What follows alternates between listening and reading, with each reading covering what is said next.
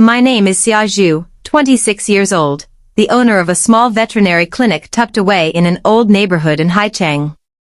My clinic is less than 50 square meters, always carrying a faint smell of disinfectant mixed with the scent of dog and cat hair. The customers are mostly retirees from the dilapidated apartment complex behind the street or young working adults raising pets to relieve stress. In the eyes of outsiders, Dr. Xia is a calm and professional person, always maintaining a cold, expressionless face in all chaotic situations. Customers really like this personality of mine. They think I am highly focused on my profession. In reality, I keep a straight face just to keep myself from going crazy. I have a secret hidden at the bottom of my heart for 4 years now.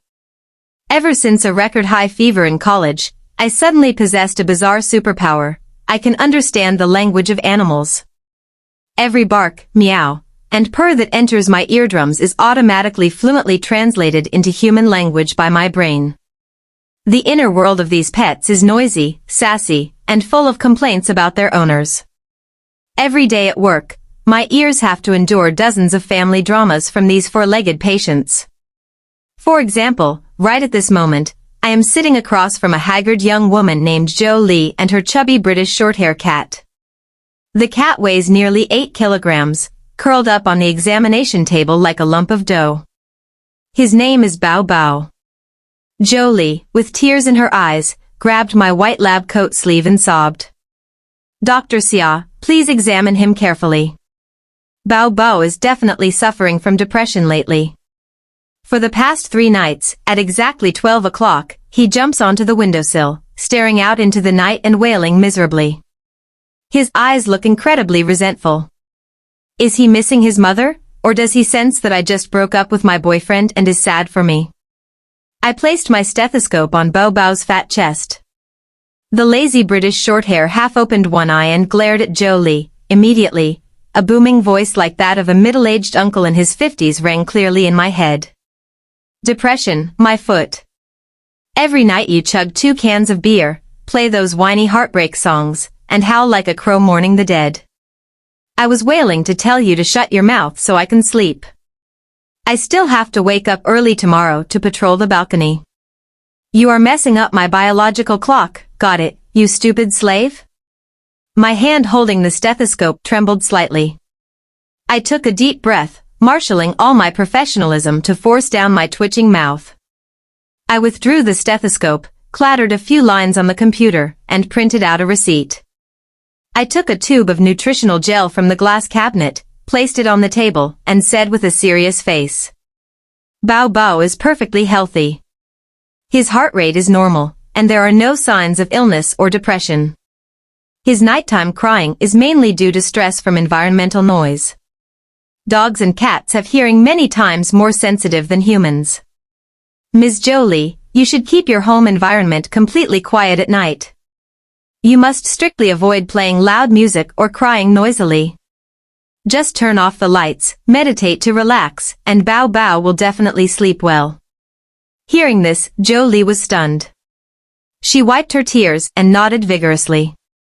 So it turns out I was the one making the noise. Dr. Xia is so right, I've been playing sad music a lot lately. I will fix it. I will keep it absolutely quiet for my son to sleep. She paid for the nutritional tube and joyfully carried the fat cat out. Before they went out the door, I swear I saw Bao Bao turn his head and give me an appreciative wink. I breathed a sigh of relief and picked up a glass of water to take a sip and soothe my throat. Bang! The glass door of the clinic was pushed forcefully from the outside, causing the wind chimes hanging on the door to clatter chaotically. I startled and looked up. Walking in was a man about 1.85 meters tall, wearing a tight black short-sleeved t-shirt that hugged his solid muscles. Both of his arms were covered in fierce-looking tattoos. His face was angular, his sharp eyebrows furrowed tightly, and his eyes radiated a blazing murderous aura as if he had just returned from debt collecting. I subconsciously took a step back, my hand reaching under the desk to grab the handle of the broom. The gangster took long strides toward my examination table. His heavily tattooed hands were carefully cradling a sparkling, pastel pink velvet pet bed. He placed the pink bed on the table extremely gently. Then he leaned both hands on the table, leaned toward me, and growled in a hoarse voice. "Doctor, save her. She has completely stopped eating for the past 2 days. Use the best medicine and the finest equipment for me, I'll pay any amount. Please examine her quickly." I swallowed hard, trying to stay calm as I looked inside the velvet bed. Curled up amid the pink fabric was a pure white Pomeranian dog, as tiny as a cotton ball. On top of her head was a little bow. This cotton ball half opened her dark, teary eyes and looked at me, appearing incredibly frail. I quickly grabbed a digital thermometer to check her temperature and palpated her abdomen to check her digestion. All indicators were perfectly normal, no fever, no bloating, and a smooth, glossy coat. Just as I was about to open my mouth to ask more about her symptoms, the Pomeranian suddenly lifted her head. A shrill, dramatic, and arrogant voice, exactly like a haughty concubine in a Qing dynasty palace drama, echoed right against my eardrums. "This tattooed servant is truly going to anger this palace to death. How dare he arbitrarily switch this palace's premium imported salmon kibbles for that cheap, domestically produced chicken-flavored trash. The taste is absolutely awful, and it's so hard it hurts my teeth. This palace would rather starve to the point of fainting than stoop to eating the food of the commoners." "Humph." The pure white cotton ball snorted, proudly turned her face away, and hid her tiny snout into the velvet cushion. My hand holding the stethoscope froze mid-air. I looked up at the heavily tattooed man who was sweating profusely out of anxiety in front of me. He looked so fierce on the outside, yet here he was, serving a furry, picky queen. I cleared my throat, trying to dispel the dog's shrill tone from my head, and asked seriously, "Have you changed her food recently?" The man was startled, his thick eyebrows relaxing a bit. He scratched his head awkwardly. "The day before yesterday, the usual pet store ran out of the salmon kibbles the princess usually eats. The store owner coaxed me into trying a newly launched chicken-flavored kibble, saying it was highly nutritious. So I poured it into her bowl for her to try. Doctor, could that food be poisoned and giving her a stomachache?" Hearing her name, the princess in the pink bed rolled over and continued grumbling in my head. "Poisoned, my foot. Imagine eating beefsteak every day and suddenly being forced to switch to vegetarian steamed buns. Let's see if you can swallow it. Stupid servant." I almost burst out laughing and quickly covered my mouth, pretending to cough a few times. I pulled open a drawer, took out a bag of shredded dried chicken jerky worth 20 yuan, and placed it on the table. "You don't need to worry," I pushed the jerky towards him. "Your princess has a normal body temperature and an extremely healthy stomach.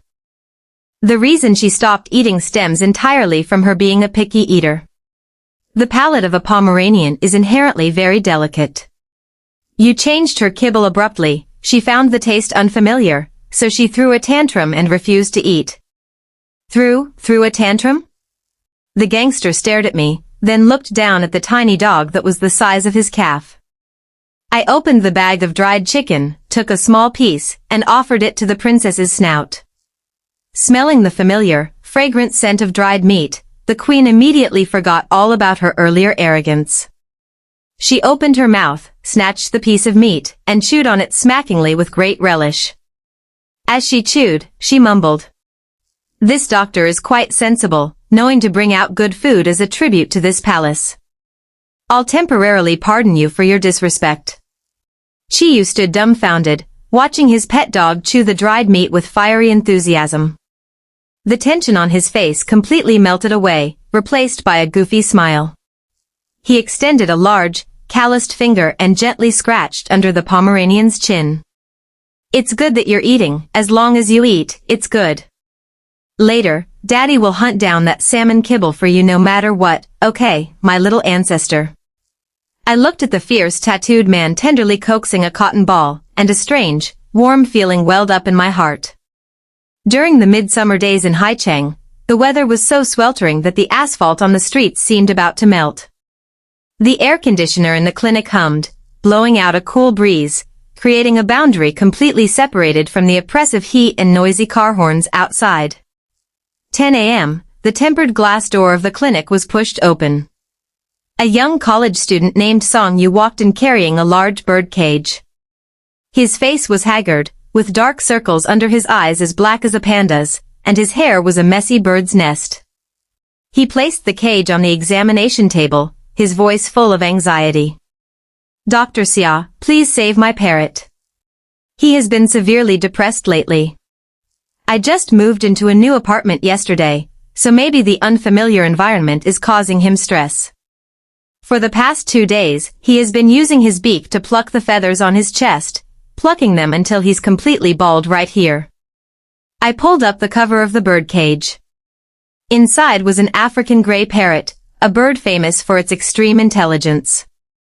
However, his condition right now looked incredibly tragic.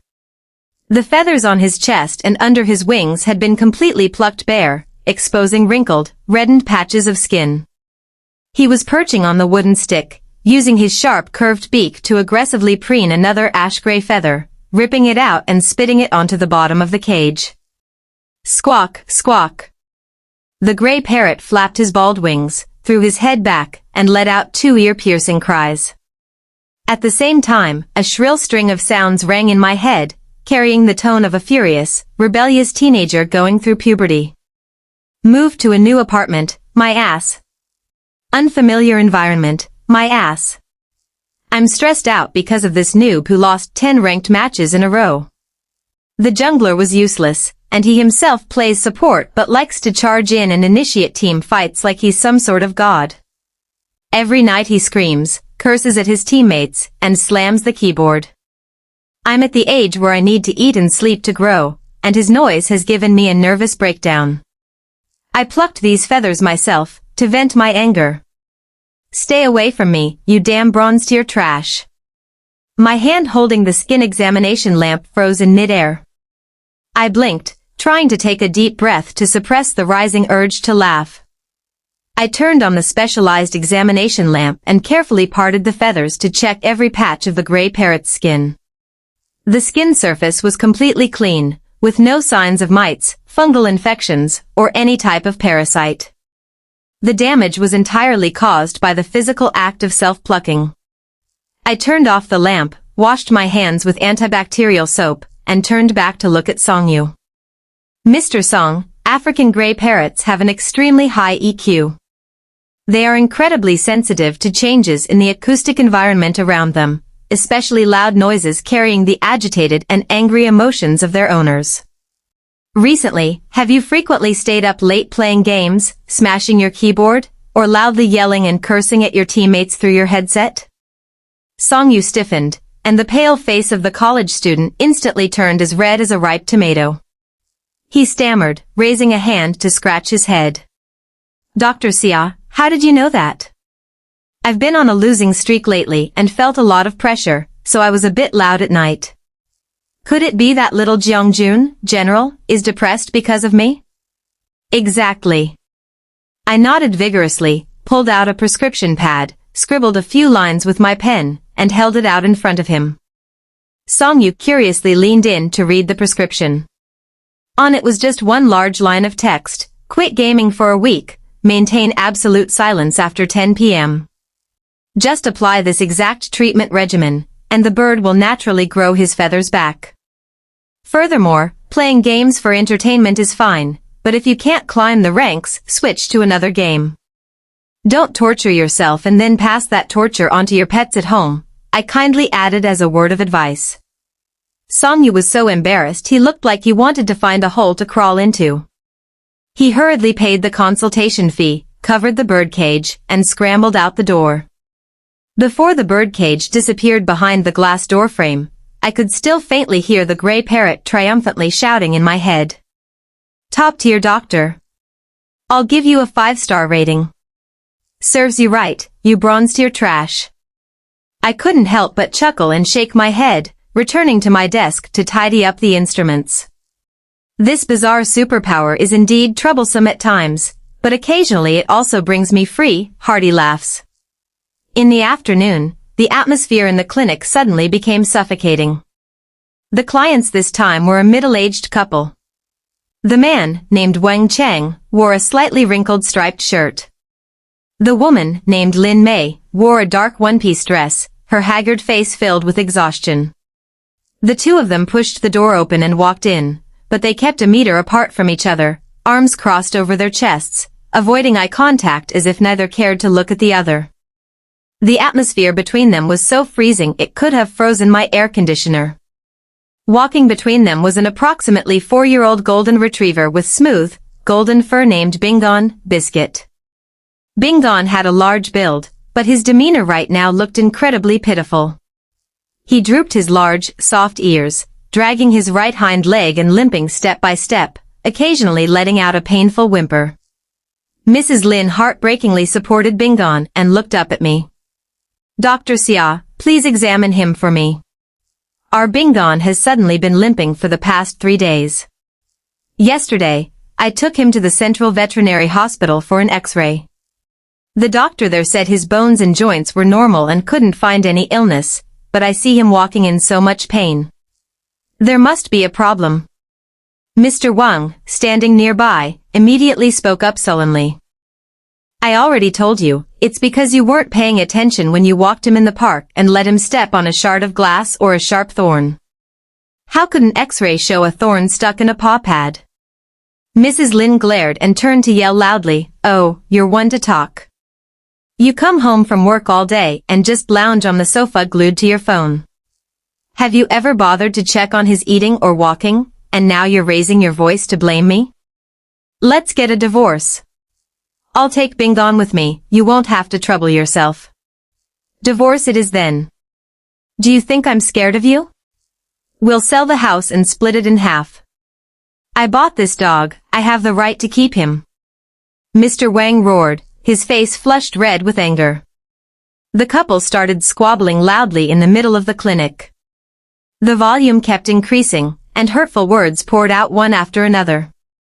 Amidst that deafening argument, Bingon flattened himself on the tiled floor. He rested his large head on his front paws, using his sad, moist eyes to look at Mr. Wang, and then at Mrs. Lin. Right at this moment, a gentle and warm teenage boy's voice rang in my head, mixed with a sigh of absolute helplessness. "Mom, Dad, please don't argue anymore. I don't want to choose who to live with, I want to live with both of you.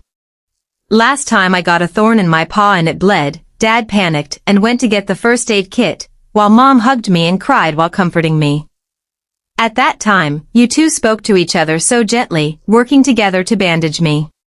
No one mentioned the word divorce, no one mentioned splitting assets or selling the house. I can accept being in a little pain. Faking a limp and walking with difficulty, I can endure it. Please, just worry about me and don't leave each other." My heart suddenly clenched, and a sour, aching feeling swelled in my throat. I squatted down on the floor, carefully lifting Bingon's right hind leg. I used my fingers to press along the patellar joints, checked the ligaments, then parted each toe, meticulously observing the rough black paw pads. There were no signs of dislocation. There was no swelling. There were absolutely no thorns or open wounds. Bingon's limping disease was entirely a play he had written, directed, and acted in himself. Bingon slightly retracted his leg. He looked up at me with his amber eyes, his tail tapping lightly on the floor twice with an imploring meaning, as if begging me not to expose his little secret. I took a deep breath, stood up, washed my hands, and then pointed towards the 2 cushioned chairs placed in front of the desk. "Mr. Wang, Mrs. Lin, please sit down here. I have something important to announce regarding Bingon's condition." My voice was extremely serious. My usual coldness and professionalism had a very good suppressing effect. The couple immediately stopped arguing and hurriedly pulled out the chairs to sit down, their faces clearly showing anxiety and tension. I opened the X-ray results from the previous hospital on my computer screen and slowly spoke. Bingon's leg is actually physically healthy. This limping condition of his. In veterinary medicine, we call it conversion disorder caused by psychological pressure, or simply put, a psychosomatic illness. Mrs. Lin was bewildered. A psychosomatic illness? Dogs can get psychological illnesses too, doctor. Animals are very sensitive to changes in the family atmosphere, especially golden retrievers, who are inherently clingy and affectionate. I looked straight into the eyes of the couple, emphasizing every word. Bingon sensed the rift between you two. He discovered a truth. Lately, you two frequently argue, but only when he is sick or injured do you two stand on the same front line. Only when you are jointly worried and taking care of him do you two temporarily call a truce. I glanced at Bingon, who was lying under the desk with his ears perked up listening, and continued, this limp is caused by his own psychological autosuggestion. He is using his own fake pain to hold on to your attention, trying to mend a family on the verge of breaking apart. The clinic fell into silence. Mrs. Lin stared blankly down at Bingon, her trembling hands covering her face as she burst into sobs. Her choked crying carried extreme regret and sorrow. Mr. Wang sat in deep thought, his red eyes laced with bloodshot veins. The middle-aged man, who was usually loud and grumpy, now slowly slid off his chair, kneeling on one knee on the floor. He stretched out his rough hands to fully embrace the big head of the golden-haired dog, burying his face in its soft fur. Good boy, Bingon. Dad is sorry. Mom and Dad were wrong. We scared you. I'm sorry. Mr. Wang's voice broke. Mrs. Lin also slid down to sit next to her husband, reaching out to stroke Bingon's back. Bingon no longer pretended to whimper in pain. He licked the tears rolling down Mrs. Lin's cheeks, his tail wagging brightly in a circle. 3 lives embraced each other on the clinic floor, creating a scene that made the corners of my eyes start to sting. When they left, neither mentioned the word divorce again. Mr. Wang took the initiative to hold the dog leash, while Mrs. Lin walked beside him, gently linking her arm through her husband's. Bingon walked in the middle, his 4 legs stepping briskly and steadily, completely throwing away that pitiful limping act from earlier. I stood leaning against the glass door, watching their figures gradually fade away. The wind chimes in front of the clinic door suddenly rang with a familiar tinkling sound, cutting off my train of thought. I turned my head. The man named Chi was looming in the doorway. He was still wearing a short-sleeved black t-shirt, his fierce face frowning, and in his hands, he was very carefully holding the sparkling pastel pink velvet bed. Dr. Xia, Chiyu cleared his throat, awkwardly scratching the back of his neck. My Gongju suddenly sneezed really loudly this morning. I'm afraid she caught a cold. Could you do an emergency check for me? From inside the pink velvet bed, the Pomeranian cotton ball poked her tiny head out. She rolled her dark eyes, glaring at the tattooed man, and then a shrill, arrogant voice echoed, striking directly against my eardrums. I sneezed on your head. This palace was walking past the flower bed and got pollen in her nose, that's why I sneezed. You stupid servant, if you want to make an excuse to see Dr. Xia to hit on her, just say it straight. How dare you drag this palace out to use as a shield? Coward. I covered my mouth and quickly turned my face away to hide my smile. Lately, the frequency of this tattooed guy, Chiyu, appearing at my clinic had skyrocketed. The reasons he gave to bring Gongju to see me became increasingly absurd. Tuesday, Chiyu pointed at the corner of Gongju's eye, worried about a blocked tear duct. Gongju's inner voice, when I woke up this morning, this palace just yawned once, and this servant took a wet wipe and wiped it 3 times before carrying me here. Friday, he claimed Gongju was frustrated and refused to run. Gongju's inner voice, this palace is frustrated because this green bow he just bought looks too tacky. Wearing green makes me look like a white radish with leaves sticking out. I had to casually advise him to swap the green bow for a pastel pink one. Just like that, I gradually got used to the presence of these 2 special guests. Although Chiyu's exterior was rough and fierce, the way he gently handled the pet bed and worried over every sneeze proved he had an incredibly soft heart. One noon in mid-July, the sky in Haicheng was clear and cloudless, with cicadas buzzing loudly in the tree canopies. Chiyu pushed the door and walked in again. This time, he wasn't carrying the pink velvet bed but a pet carrier, and in his other hand, he held a cup of iced coffee. He carefully placed the coffee cup on my desk. Dr. Xia, it's too hot outside, I bought you an iced coffee to cool down. His voice was still hoarse, but his eyes were avoiding mine. His ears seemed to be flushing a suspicious shade of red. Thank you, I smiled and accepted the coffee. The atmosphere suddenly fell into silence. Chiyu stood like a statue in front of the desk, shifting his weight from his left leg to his right, his Adam's apple bobbing up and down as if he were trying to swallow a rock. He opened his mouth, then closed it, repeating that bizarre action 3 times. I bit the straw, taking a sip of the icy cold coffee.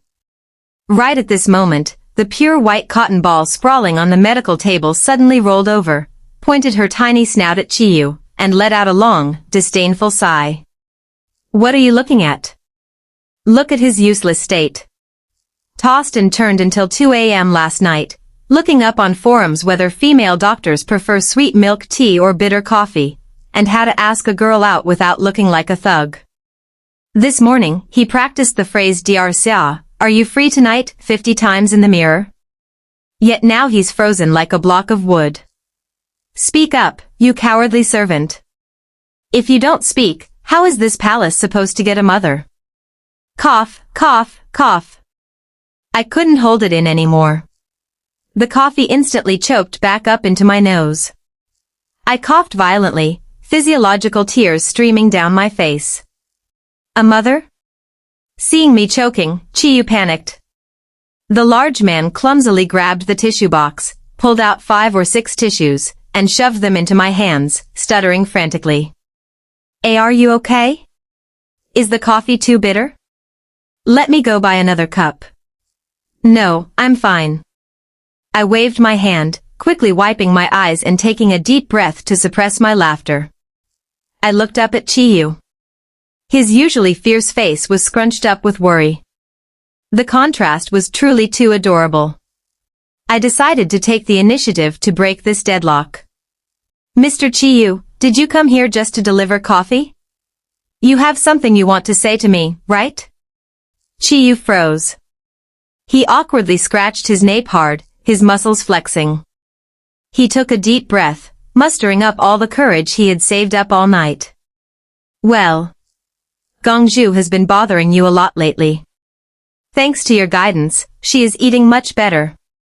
I want to invite Dr. Xia to dinner tonight as a sincere thank you. I wonder if you are free. Finally squeezed the words out, you piece of trash, Gongju snorted coldly in my mind, her tail wagging in dissatisfaction at her owner's speed. I smiled radiantly, nodding decisively. Sure. My clinic closes at 7 p.m. tonight. Come pick me up then. Hearing my agreement, the gangster's eyes instantly lit up. He nodded continuously, the corners of his mouth twitching into an uncontrollable, goofy smile. Okay. 7 p.m., I will definitely be on time. Do you like hot pot, barbecue, or Western food? I burst out laughing, telling him to decide.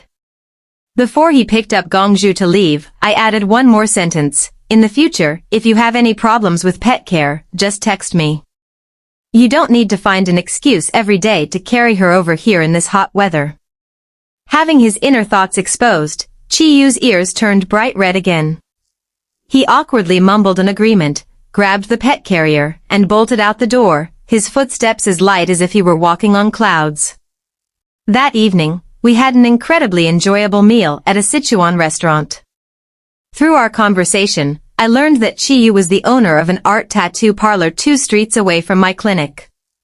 His clients were mostly art-loving young people. He told me that tattooing had been his passion since childhood. Although he looked a bit fierce on the outside, he was a law-abiding citizen who had never fought or caused trouble with anyone. After that extremely smooth first date, Chiyu and I officially exchanged WeChat accounts.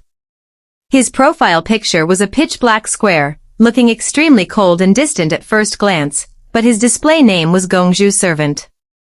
This contrast once again made me laugh out loud. In the days that followed, our chat window was always active.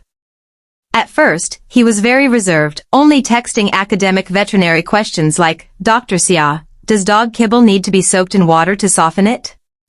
How often should a Pomeranian be bathed to avoid skin inflammation? I fully utilized these opportunities to send him a bunch of articles on how to brush fur, how to choose a comb, and how to read the nutritional ingredient lists on food packaging. Chiyu studied them extremely seriously. He carefully read every article I sent, and sometimes even took screenshots, circling parts he didn't understand to ask me for clarification. Gradually, the messages asking about dogs began to shift into messages checking in on our daily lives. Dr. Xia, there's a thunderstorm in Haicheng today, remember to bring an umbrella when you go home. The newly opened wonton shop at the end of the alley is very delicious. When you get off work tonight, I'll bring you a portion. His clumsy but sincere words of care naturally slipped into my life. A few days later, Chiyu brought Gongzhu to the clinic again for her regular teeth scaling. While I was preparing the instruments, the Pomeranian lay on the table, squinting her eyes to enjoy the cool breeze from the air conditioner, and lazily commented in my head. Lately, this palace finally gets to enjoy the true life of the upper class. That servant finally knows to buy the right salmon kibble, and even knows to use a wide-toothed comb to brush this palace's fur so it doesn't get tangled. Dr. Xia, you have trained him very well. This palace is extremely satisfied with you. I was holding the dental scaler and almost slipped. Right at that moment, the clinic door opened, and a sweating middle-aged woman walked in, dragging a leash behind her. At the other end of the leash was a massive, gray and white husky lying flat on the cold ceramic tiles of the clinic. His 4 legs were spread wide like a frog, and he absolutely refused to budge. Dr. Xia, please take a look at this silly boy for me. The woman panted heavily, pulling on the leash with all her might, but the nearly 40 kilograms dog remained as immovable as a rock. I took him for a short walk this noon, and suddenly he just lay flat on the road and refused to move, his eyes looking all sluggish. It took me forever to hail a taxi to get him here. Is he suffering from heat stroke? I quickly ran out. Before I could even examine him, a tragic, high-pitched scream, echoing like a soprano in an opera, crashed straight into my brain. Oh my God, I'm dying of heat. It's so hot it's going to roast my beautiful fur. The asphalt road is no different from a cast iron skillet on a fire. My paw pads are about to smoke. I am a creature of the white snowy Siberia. I belong to the freezing glaciers. Why force me out onto the streets in this 39 degrees Celsius weather? Carry me. Carry me quickly to a place with air conditioning, or else I'll die right here for you to see. I grimaced at the husky's noisiness. A preliminary check showed his body temperature was slightly elevated from walking in the sun, but his heart and respiratory rates were stable. His paw pads were a bit red but not to the point of being burned. Him lying flat here was entirely due to his stubborn temper, acting spoiled, and throwing a tantrum. He doesn't have severe heat stroke, ma'am, it's just that his paw pads got hot from walking under the intense sun. He's afraid of the pain so he refuses to keep walking, I explained. Just let him lie here and rest for about 15 minutes, drink some cool water, and he'll be fine right away. The woman sighed in relief, wiping the sweat from her forehead. Good heavens, he scared me to death. Dr. Xia, my house is just in the apartment building next door. I have to run back to turn off the pot of stew simmering on the stove and then I'll come right back to pick him up. Could you let him lie here for a bit for me? Having said that, the woman dropped the leash and hurried back. Hearing its owner leave, the husky instantly popped its icy blue eyes wide open. He stretched his neck, propped his 2 front paws onto the clinic's glass windowsill, looked out at the street, and then howled miserably again. The air conditioner here is too weak. Where is the water bowl? Why is no one serving ice water to the king of the white snowy lands? This world is too cruel to me. He kept wailing in my head while thrashing about, dragging the leash and making a mess of the waiting area. I was midway through preparing the antiseptic. Before I could go out to quell the chaos, Chiyu took action. The tattooed man took long strides toward the husky. Without saying a word, he bent down, slid his solid, muscular arms under the chest and belly of the 40 kilograms dog, and forcefully lifted him up as easily as lifting a bag of rice. Chiyu securely held the struggling husky in his arms, carried him straight into the largest isolation cage in the corner of the room, and carefully locked the latch. Then, he skillfully walked to the water dispenser, filled a bowl with cool water, dropped 2 ice cubes in, and slid it into the cage. Lie here quietly. Don't make noise and disturb Dr. Xiao's work, Chiyu threatened in a deep voice, lightly tapping the iron bars with his finger. His sharp, cold eyes and the coiled dragon tattoo on his bicep seemed to possess absolute suppressive power. The husky, which had been about to continue howling, instantly shut up. He shrank back, obediently lowered his head, and stuck out his tongue to lick the ice water, mumbling with full grievance in my head. So scary. This human's eyes are even more ferocious than the alpha wolf of the north. Fine, I'll endure it. A true hero doesn't take unnecessary losses. I stood frozen, watching the scene. Chiyu's fierce face at this moment exuded an unusually reliable and masculine charm. His actions were decisive, neat, yet extremely thoughtful. Just then, Gongzhu's arrogant voice rang out again from the examination table. Humph, using muscle power to show off again, how cheap. But look at Dr. Xia's eyes. It seems she really likes this cheap muscle-flexing trick of his. I suppose this servant isn't completely hopeless after all. I startled, hurriedly withdrawing my gaze, my cheeks burning as if on fire. Why did this little dog always have to expose people's inner thoughts so bluntly? However, I had to admit one thing, my heart seemed to have genuinely skipped a beat. August in Haicheng is famous for thunderstorms that strike without warning. The clock on the wall had just struck 11 p.m. The sound of rolling thunder tore through the sky, followed by a torrential downpour pouring onto the streets. I wore a thin jacket, standing in front of the door of the Nanqing clinic, preparing to pull down the rolling shutter to leave. Chiyu stood right next to me, holding a large black umbrella in his hand. This tattooed guy still maintained the habit of bringing me late-night snacks every evening. At this moment, tucked beneath his black t-shirt was a specialized waterproof pet carrier, inside which Her Majesty Gongzhu was sleeping soundly. Just as we were about to step outside, a piercing screech of brakes echoed from the intersection ahead. Following that, a man wearing a delivery uniform sprinted frantically under the awning of my clinic. His hands were tightly clutching a blood-soaked creature. It was a golden stray dog that had been hit by a car running a red light, which had then sped off. Doctor. Is there a doctor here? Save him, he's losing too much blood. The deliverman yelled, his voice cracking with panic.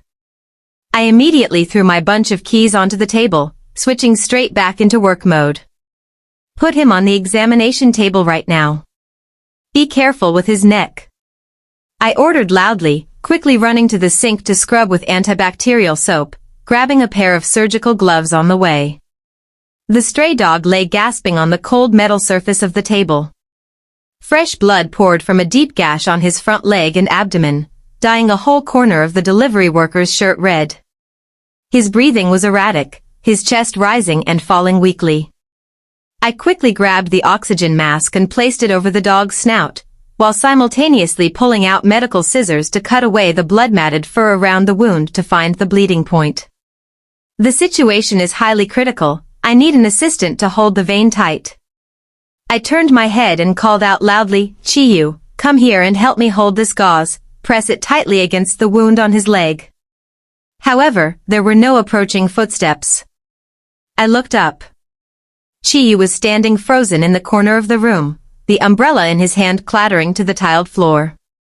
The tall, 1.85-meter man with bulging biceps and fierce tattoos right now looked like a withered tree drained of its life force. His face was as pale as a sheet of paper, his eyes glued to the puddle of bright red blood spreading on the table, his pupils contracted in sheer terror. His breathing became rapid, his shoulders trembled violently, and his chest heaved drastically as if someone were strangling his airway. This is a typical symptom of a panic attack. I was stunned. A man with such a fierce exterior actually suffered from severe hemophobia.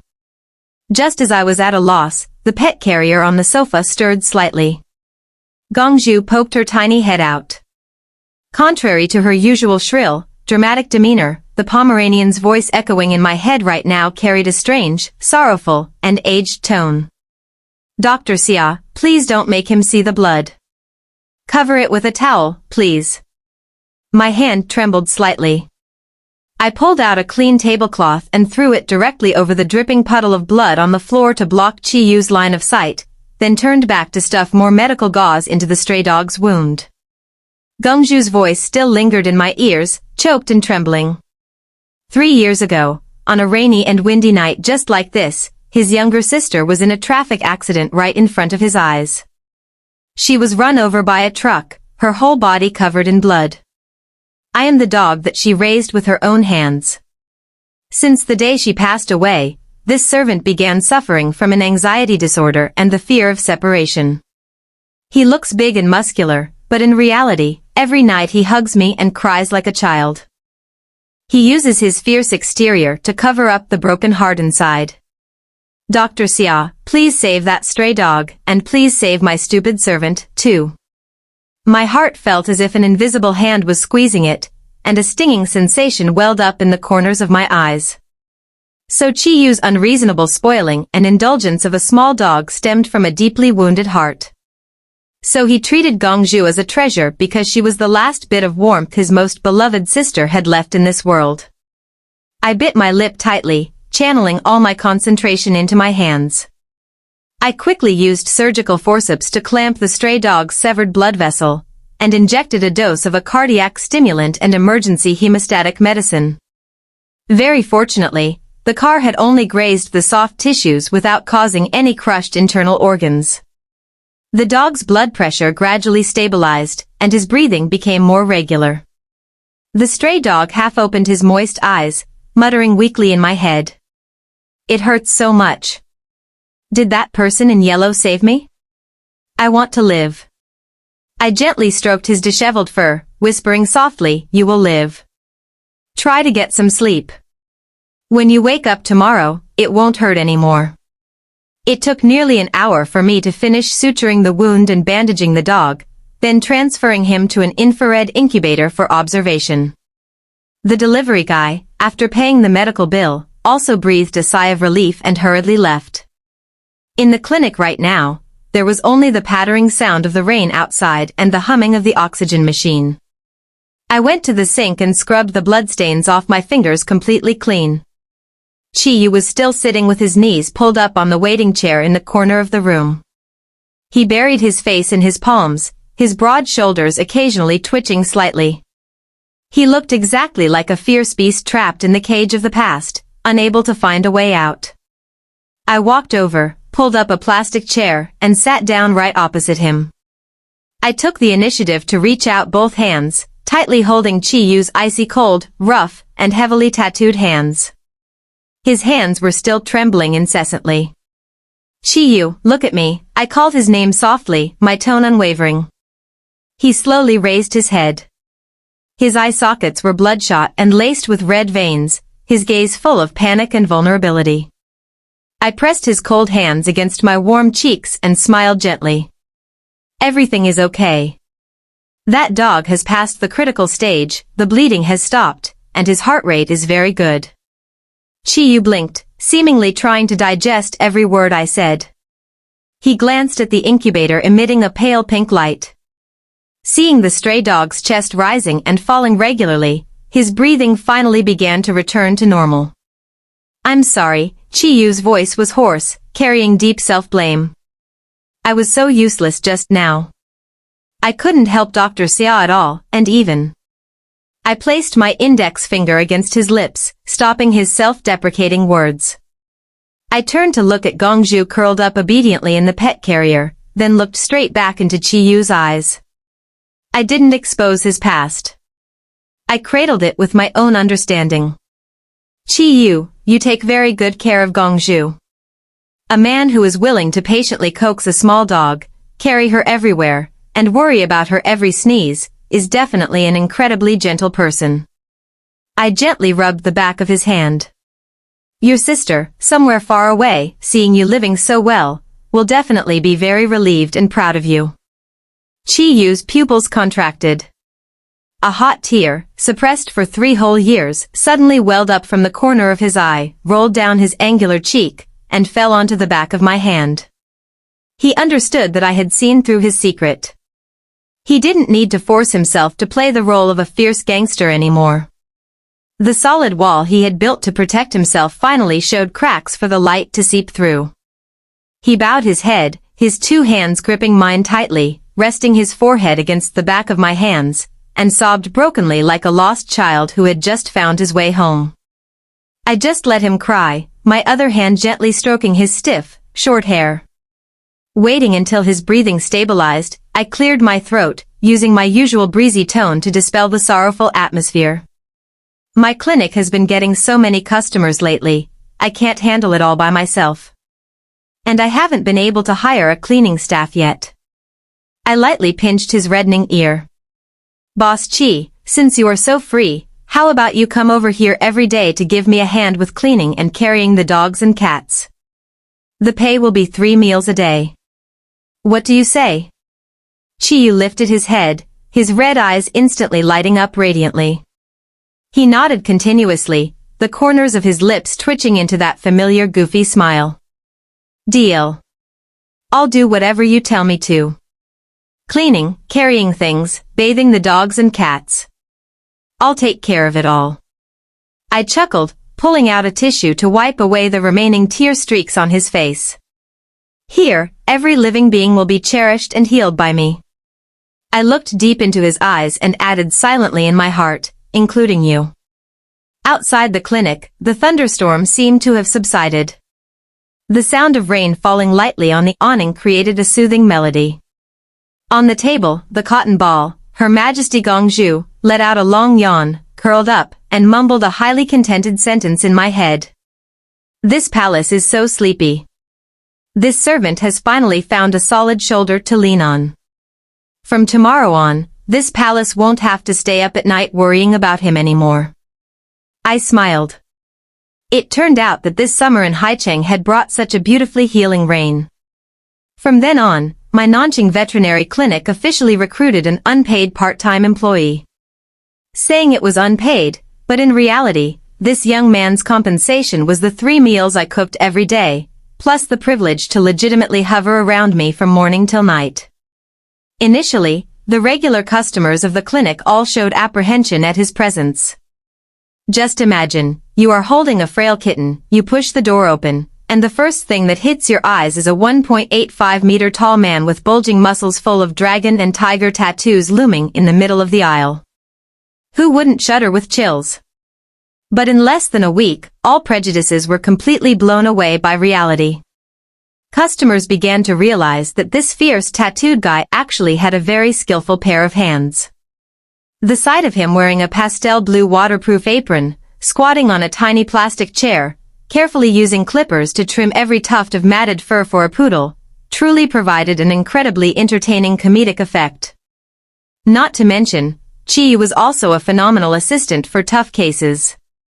For those large, fierce dogs that relied on their brute strength to struggle and bite, as soon as Chi stepped up, wrapped his solid arms tightly around their bellies, and gave them a sharp glare, they immediately lay as still and obedient as statues.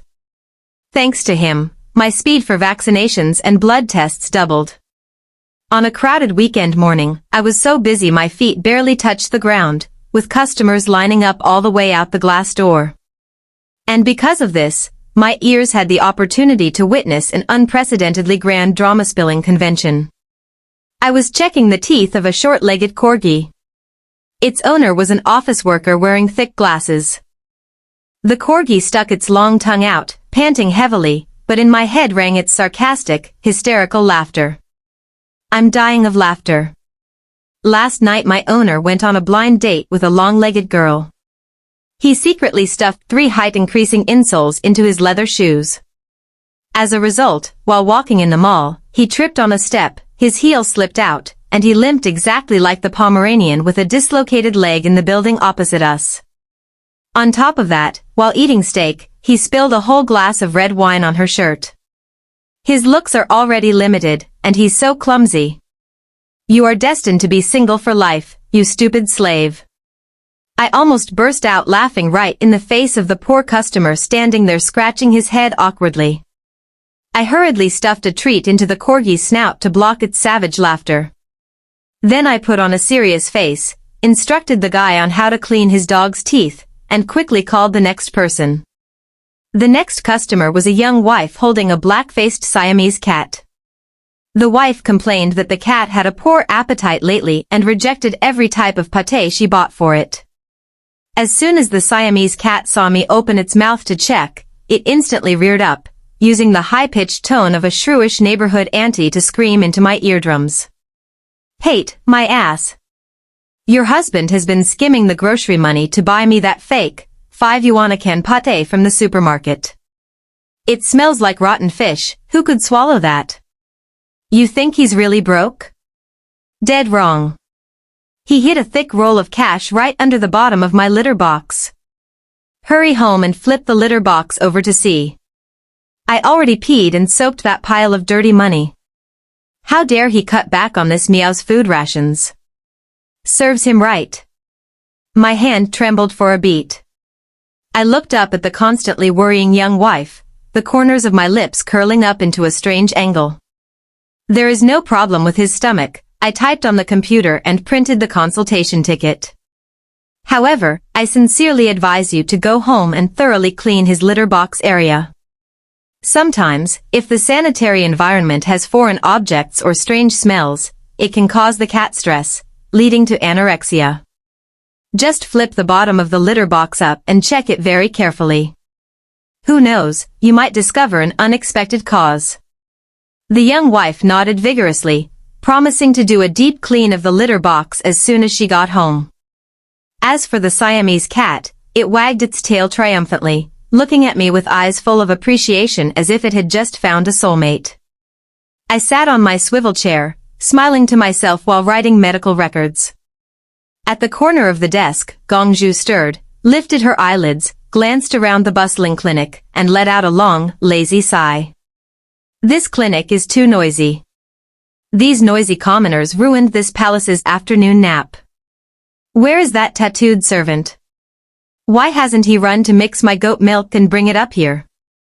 Slow at working, slow at flirting with girls. One day when she runs away, you'll just have to cover your face and cry." Just as the Pomeranian's mumbling ended, Chiyu walked out from the locker room door. He had just washed his hands clean and taken off his apron, tossing it onto a hook. The clinic had emptied out by now, and the wall clock struck exactly 6 p.m. Chiyu walked to the reception desk, flipped the closed sign on the glass door, and turned around, walking towards my desk. The atmosphere suddenly became unusually quiet. The noisy sounds of the street seemed to recede into the background. Chiyu stood in front of me, his Adam's apple bobbing up and down, his breathing slightly rushed. I recognized this familiar tension. It was exactly like his demeanor on the first day he hesitantly invited me to dinner. He cautiously placed something on the desk in front of me. It was a bank card and a light blue veterinary vaccination and health certificate booklet. "Dr. Xia," Chiyu cleared his throat, his hoarse voice echoing in the quiet space. He pushed the bank card toward me first. "My tattoo parlor is doing very well, and the monthly revenue is stable. Here are all my savings from the past few years. The pin is Gongju's birthday. I know you don't lack money, and your clinic is also very busy, but I still want to hand this over for you to manage." Next, his rough fingers gently flipped open the Pomeranian's health booklet to the very first page containing the owner's information. In the owner column, the name Chiyu was written in firm, strong strokes, and next to it, a long line was still left blank. Chiyu looked up, his deep, unwavering eyes, yet hiding a trembling nervousness, looking straight into mine. "Xiaju," he called my name very softly. "In the owner column on Gongju's health booklet, can I add your name?" My 10 fingers unconsciously curled up, my eye sockets suddenly feeling hot. A confession without a single flowery word, he simply laid out his heart, offering me all his hard-earned assets and sharing with me his most precious life, the very thing that had once been his only lifeblood during his darkest days. Chi-yu. I softly moved my lips. Before I could finish my emotional sentence, the cotton ball lying on the velvet cushion couldn't hold back and interrupted. Her shrill voice echoed in my head. Oh my heavens, too basic. You stupid straight man. Who confesses and proposes using a health booklet? This palace watches TV dramas every day and has never seen a scene as disastrous as this. It brings shame to the royal family. Dr. Xia, just say yes quickly. Consider it taking pity and taking this fool home to retrain him for this palace. The romantic emotion that had just swelled in my chest was instantly half dissipated by the dog's haughty voice. I couldn't help but laugh out loud. A radiant smile spread from the corners of my lips to the corners of my eyes, chasing away the last bit of awkwardness between the two of us. I reached out, pulled the ballpoint pen clip to the pocket of my white lab coat, and popped the cap off with a crisp click. I leaned down and meticulously wrote the two characters Xiaozhu very neatly, placing them right next to the name Chi-yu on the health booklet. Then, I picked up the bank card and tucked it back into his chest pocket. You keep your money to invest and expand your tattoo parlor. I am a veterinarian. I can take care of earning money by treating dogs and cats myself. I looked up and winked playfully. However, the rules of the Nanjing clinic are very clear. You swipe your card to pay for medical consultations, but if you want to flirt with the clinic's doctor, you have to use the rest of your life to pay off the debt. Boss Chi, do you accept paying this debt? Chi-yu froze for 3 seconds. When his brain finally loaded the meaning of my words, his eyes turned completely red. The tall man couldn't control his excitement. He reached out his solid arms and embraced me tightly across the desk, pressing me against his warm, sturdy chest. I accept. Paying off debt for a lifetime, I do it willingly and gladly, his choked voice vibrated by my ear. Outside the glass window, the sunset had dyed a corner of the old street red. Inside the narrow clinic with the faint smell of disinfectant, everything seemed to be arranged perfectly. I rested my chin on his shoulder, gently reaching out to stroke the top of the pure white cotton ball curled up on the desk. She kept her eyes tightly shut and mumbled sleepily. These humans are too noisy, but it's quite pleasant to the ear. The end.